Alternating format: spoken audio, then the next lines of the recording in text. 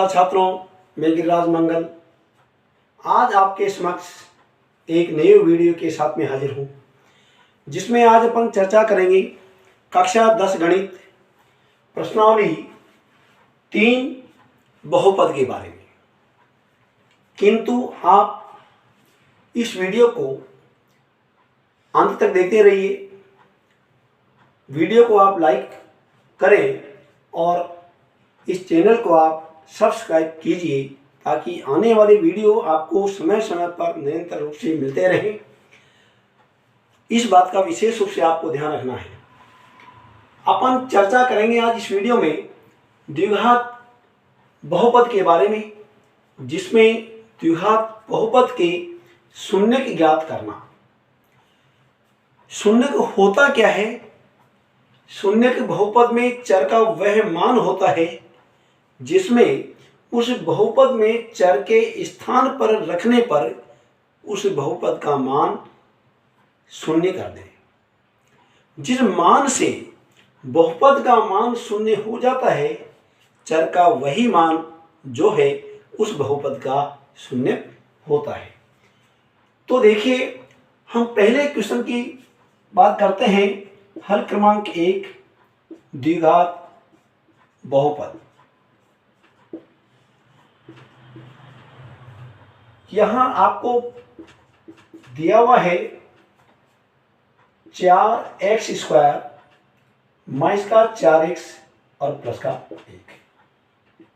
ध्यान दीजिए, यहां अपन यदि कॉमन लेना चाहें, सर्वनिष्ठ लेना चाहें, नहीं आएगा तो इसके लिए अपन क्या करेंगे? अपन त्रिपदी करेंगे, जो कि अपन कक्षा 8 से पढ़ते आ रहे हैं। त्रिपदी किसके होते हैं? कौन से पद के होते हैं? अचर पद का नहीं होता है, बड़ी से बड़ी घात का नहीं होता है। जो शेष पद बच जाता है उसी के होते हैं। और उस पद को यदि वह पद अगर सेंटर में नहीं है, बीच में नहीं है, तो भी अपन को उसको बीच में रखना पड़ेगा। तो यहाँ ऑलरेडी बीच में है, तो क्या होगा? अब इसकी शर्तें हैं कि अपन जब इसके त्रिपदी को अपन 4 पदों में बदलते हैं, यानी इस पद के 2 विभाजन करते हैं, तो क्या शर्त होती है? उसके 2 टुकड़े आप इस प्रकार से करें कि उन दोनों पदों का योग इस पद के बराबर होना चाहिए, और उन दोनों पदों का जो गुणनफल है वो शेष पदों के गुणनफल के बराबर होना चाहिए। तो देखिए क्या होगा? शेष पदों का गुणनफल आप देख रहे हैं 4x² आ रहा है। और एक बात का ध्यान और करें, शेष पदों का गुणनफल यदि प्लस में आ रहा है तो उस पद के दोनों टुकड़े किसके होंगे? समान चिन्ह के होंगे। यानी समान चिन्ह के भी कैसे होंगे? अगर वो संख्या माइनस की है तो दोनों टुकड़े माइनस के होंगे, और यदि प्लस की है तो दोनों प्लस के होंगे। अच्छा, क्यों होंगे? क्योंकि अपन इस बात को जानते हैं कि प्लस को प्लस से और माइनस को माइनस से यदि गुणा करते हैं तो गुणनफल प्लस में आता है। तो आप देख रहे हैं यहाँ माइनस का 2x और यहाँ माइनस का 2x और प्लस का 1। इन दोनों को यदि योग करेंगे तो माइनस का 4x हो जाएगा, किंतु दोनों को यदि गुणा करेंगे तो 4x² प्लस में आ जाएगा। तो आप देख रहे हैं कि 2x इन दोनों में कॉमन होगा। 2x का भाग यदि 4x² में लगाएंगे तो यहाँ 2x होगा, 2x का भाग 2x में लगाएंगे 1 आ जाएगा। यहाँ आगे अपन कॉमन लेंगे तो क्या आएगा? 1 आएगा। तो 1 जब कॉमन लिया है, माइनस का लिया है, तो पदों में कोई अंतर नहीं होगा, केवल चिन्ह चेंज होगा। यानी क्या हो जाएगा? 2x माइनस का 1 होगा। दोनों कोष्टक, दोनों ब्रैकेट यानी समान होने चाहिए। ऑलरेडी है 2x माइनस का 1, और आप यहाँ देखेंगे यहाँ भी 2x माइनस का 1 है। अब देखिए, यहाँ द्विघात बहुपद के अभी तक अपन ने गुणनखंड किए हैं। अब गुणनखंड करने के बाद अपन को क्या प्राप्त करना है? शून्य। तो देखिए, शून्य ज्ञात करने के लिए हम क्या करेंगे? 2x माइनस 1 बराबर 0, या 2x बराबर क्या हो जाएगा? पक्षांतर करेंगे अपन 1 हो जाएगा, या x बराबर क्या हो जाएगा? 1/2। किंतु हम देख रहे हैं कि दूसरा कोष्टक भी बिल्कुल सेम है, तो हम इसको पुनः लिख देंगे। पुनः 2x माइनस का 1 बराबर 0 या 2x बराबर 1 हो जाएगा या x बराबर 1/2 हो जाएगा। यानी यहाँ पर अपन देखा कि इस बहुपद के दोनों जो शून्य हैं वो समान है। अपन क्या लिखेंगे? अतः बहुपद के दो शून्य 1/2 व 1/2। यानी ध्यान कर लें, द्विघात बहुपद यदि होगा तो उसके शून्य भी 2 होंगे। रैखिक बहुपद में 1 शून्य होता है, 2 घात वाले में 2 होता है, 3 घात वाला है बहुपद उसके 3 शून्य होंगे और 4 घात वाले में 4 शून्य होंगे। यानी जिस बहुपद में अधिकतम घात जितनी होगी उस बहुपद के उतने ही शून्य होते हैं। आप इसका स्क्रीनशॉट ले लीजिए। हम यहाँ इसका सत्यापन भी कर सकते हैं, किंतु इसके पहले अपन अगले क्वेश्चन पर चर्चा करेंगे, वो हम आपको बाद में अगले वीडियो में बताते हैं। तो देखिए आप, हम दूसरे क्वेश्चन पर चर्चा करेंगे।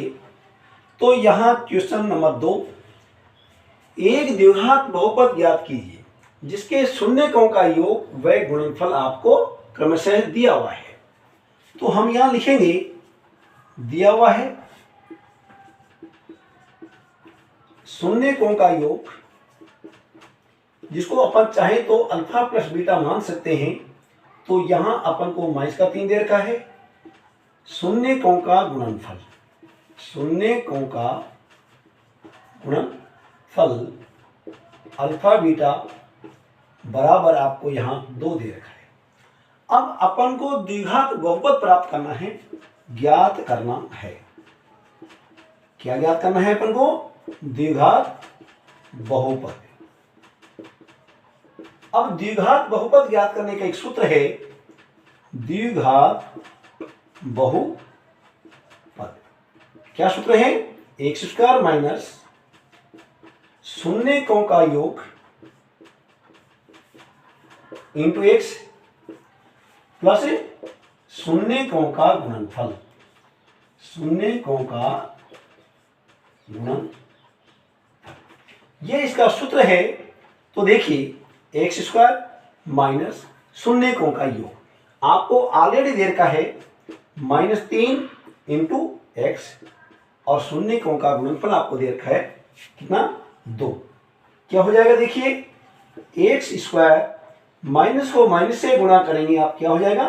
3x हो जाएगा और प्लस का, ये आपको प्राप्त हो गया द्विघात बहुपद, जहां आपको शून्यकों का योग दे रखा होगा, शून्यकों का गुणनफल दे रखा होगा। आप इसका भी स्क्रीनशॉट आप ले लीजिए ताकि अगले क्वेश्चन पर अपन चर्चा करेंगे। अब देखिए अगले क्वेश्चन में आपको fx और gx, fx क्या है? fx जो है भाज्य है और gx क्या है? भाजक है। तो देखिए आप यहां तीसरे क्वेश्चन की अपन चर्चा कर रहे हैं fx और यहां gx, जिसमें अपन को भागफल और शेषफल ज्ञात करना है। तो यहां gx का अपन को भाग लगाना है और किसमें? fx यानी भाज्य में x3 माइनस का 3x² प्लस का 5x और माइनस का। देखिए आप यहां fx जो है वो भाज्य का काम कर रहे हैं और gx भाजक का। इसको अपन यहां भाजक बोलते हैं और इसको अपन यहां भाज्य बोलते हैं। अब ये पहली बात तो अपन को जो सावधानी रखनी है, जो अपन को देखना है कि जो पद आपको दे रखे हैं वो घातों के घटते क्रम में होने चाहिए, चाहे वो भाज्य के हों चाहे वो भाजक के हों। अब देखिए आपको फिर ध्यान किस पे रखना है? बड़ी घात से बड़ी घात को आपको कंप्रोमाइजिंग करना है। x3 में आपको x² का भाग देना है। आप और का यहां भूल जाइए, यहां बड़ी घात इसमें से ले लीजिए और बड़ी घात वाला पद यहां ले लीजिए। कितना आएगा? घातांक के नियम से 2 घात ऊपर जाके घट जाएगी, 1 घात यहां बचेगी, अपन यहां x लिखेंगे। एक घात अपन नहीं लगाएंगे। अपन अब जब x को जब गुणा करेंगे तो क्या होगा, x का 3 हो जाएगा और -2 से गुणा करेंगे तो यहाँ -2।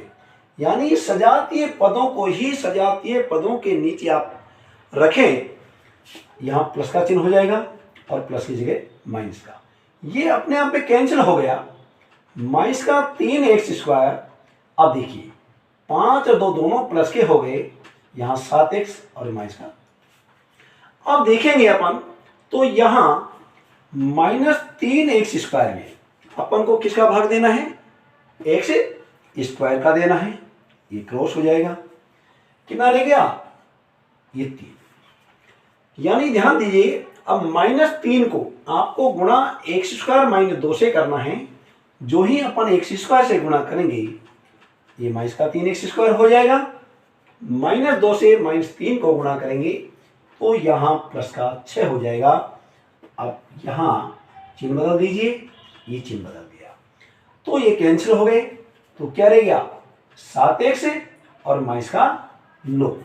अब आप देखेंगे कि 7x माइनस जो आपके जो बचा है इसमें अपन x² - 2 का भाग नहीं दे सकते, तो ये जो आपके बचा है वो है आपके यहाँ शेषफल, और ये जो आया है वो है आपके भागफल। तो यहाँ अपन लिखेंगे भागफल बराबर x - 3 हो गया और शेषफल जो है वहाँ अपन क्या लिखेंगे 7x - 9, यानी 7x - 9। इस प्रकार से अपन जो है भागफल और शेषफल प्राप्त करेंगे। कलन विधि के माध्यम से या यूक्लिड विभाजन एल्गोरिथम के माध्यम से अपन इसका सत्यापन भी कर सकते हैं कि हमारे जो भागफल और जो शेषफल आया है वो सही है या नहीं। कौन से माध्यम से, ये fx बराबर होता है क्या, fx बराबर gx इंटू qx और प्लस rx के माध्यम से अपन इसका सत्यापन कर सकते हैं।